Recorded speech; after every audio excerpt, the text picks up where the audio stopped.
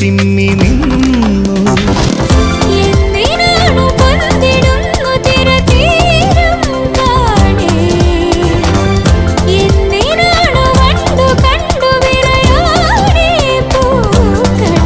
പറയൂ മനമേ, ചൊരിയൂ മധുരം പ്രിയതേ, എന്റെ ഹൃദയതാളം മുറുകിയോ,